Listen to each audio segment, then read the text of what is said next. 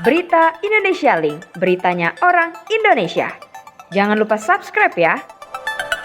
Emiten maskapai BUMN yang tengah dalam proses PKPU PT Garuda Indonesia Tbk GIAA sudah mengurangi jumlah karyawan dalam 7.891 orang menjadi sekitar 5.400 orang selama pandemi COVID-19.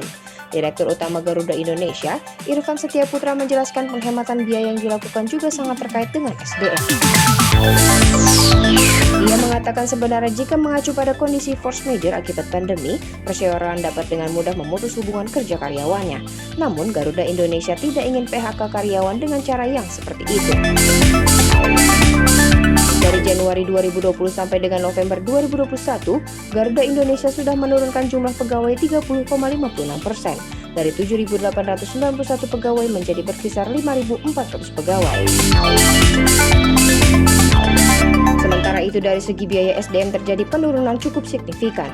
Pada Januari 2020 biaya per bulan mencapai 16 juta US dollar, sedangkan pada Oktober 2021 menjadi 6 juta US dollar per bulan. Artinya terjadi penurunan cukup signifikan hingga 60%. Pendekatan persuasif inilah yang membantu penurunan biaya SDM, sebab seluruh pegawai mendapatkan pemotongan gaji, termasuk direksi dan komisaris. Di sisi lain, khusus jumlah pilot terjadi penurunan cukup besar lebih dari 200 orang dan kini memberlakukan periode kerja bergilir. Dengan demikian ketika tidak terbang dalam 1 bulan, pilot tersebut tidak mendapatkan gaji dari perseroan. Kinerja operasi Garuda Indonesia hingga September 2021 merugi 722 juta US dollar atau setara 10,25 triliun rupiah. Perseroan mencatat kinerja khusus perusahaan induknya hingga September 2021 mencatatkan total pendapatan sebesar 568 juta US dollar atau setara 8,06 triliun. Adapun total biaya operasional adalah sebesar 1,29 miliar US dollar, setara 18,31 triliun. Sehingga masih ada gap atau kerugian operasional sebesar 722 juta US dollar atau 10,25 triliun rupiah.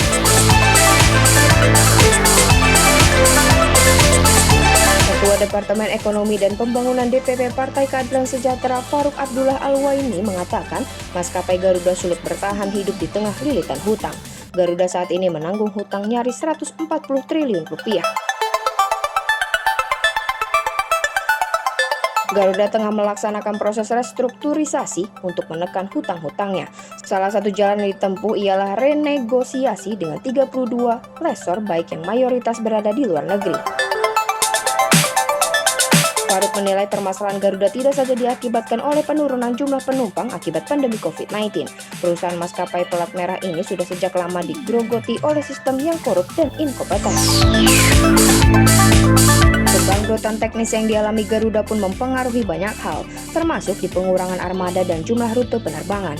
Tahun depan Garuda hanya akan menerbangkan 134 unit pesawat dari total berbanding 202 armada yang dimiliki pada tahun 2019. Dari sisi rute, maskapai bakal memangkas 97 rute dari semula 237 rute dengan hanya 140 rute.